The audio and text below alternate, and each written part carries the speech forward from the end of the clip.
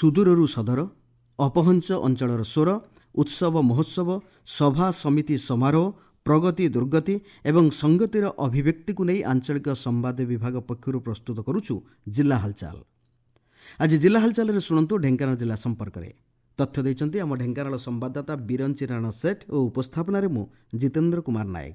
ଢେଙ୍କାନାଳ ଜିଲ୍ଲାର ଅଧିକାଂଶ ଲୋକ ଚାଷ ଉପରେ ନିର୍ଭର କରି ଜୀବିକା ନିର୍ବାହ କରନ୍ତି। ସେଥିପାଇଁ ସରକାରଙ୍କ ତରଫରୁ ବିଭିନ୍ନ ପ୍ରକାର ସୁବିଧା ସୁଯୋଗ ଯୋଗାଇ ଦିଆଯାଉଛି।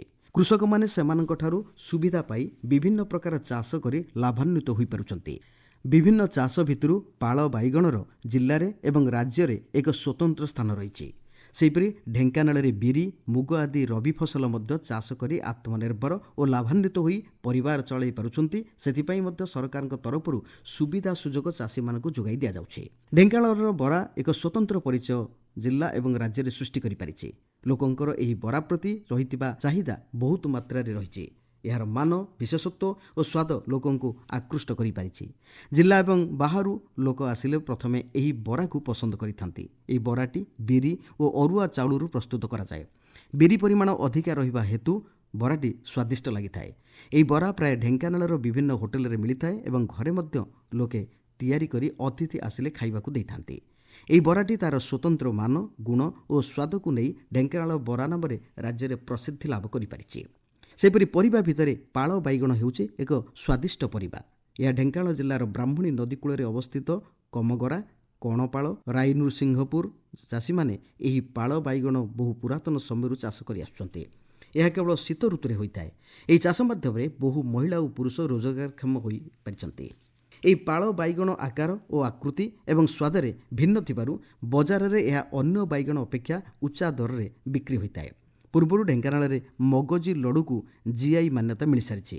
ବର୍ତ୍ତମାନ ଏହି ପାଳ ବାଇଗଣ ଓ ବରାକୁ ଜିଆଇ ମାନ୍ୟତା ନିମନ୍ତେ ବୁଦ୍ଧିଜୀବୀ, ବ୍ୟବସାୟୀ ଏବଂ କୃଷକମାନେ ଜିଲ୍ଲାପାଳଙ୍କ ନିକଟରେ ଏକ ଦାବିପତ୍ର ପ୍ରଦାନ କରିଛନ୍ତି।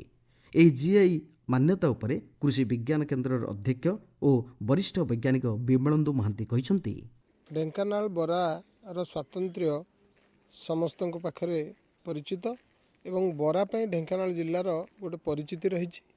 ସେହିପରି ଢେଙ୍କାନାଳ ଜିଲ୍ଲାର ବ୍ରାହ୍ମଣ ନଦୀ କୂଳରେ ଥିବା କଣପାଳ, ରାଇନରସିଂହପୁର, କମଗରା ଇତ୍ୟାଦି ଅଞ୍ଚଳରେ ଗୋଟେ ବାଇଗଣ ଲୋକମାନେ ପ୍ରଡକ୍ସନ୍ କରନ୍ତି, ଯେଉଁଟାକି ବହୁତ ଗୋଟେ ଇଣ୍ଡିଜେନସ୍ ଭେରାଇଟି, ବହୁତ ପୁରୁଣା କାଳର ସେ ଭେରାଇଟି ଏବଂ ସେମାନେ ଚାଷୀମାନେ ଏଥିରୁ ମଧ୍ୟ ଭଲ ଅମଳ ପାଆନ୍ତି। ତା ସହିତ ଏଇଟା ସାଧାରଣ ଯେଉଁ ବଜାରରେ ଯେଉଁ ବାଇଗଣ ବିକ୍ରି ହୁଏ ତାଠୁ ଇଏ କେଜି ପିଛା 10-20 ଟଙ୍କା ଅଧିକା ମଧ୍ୟ ମାର୍କେଟରେ ମିଳେ।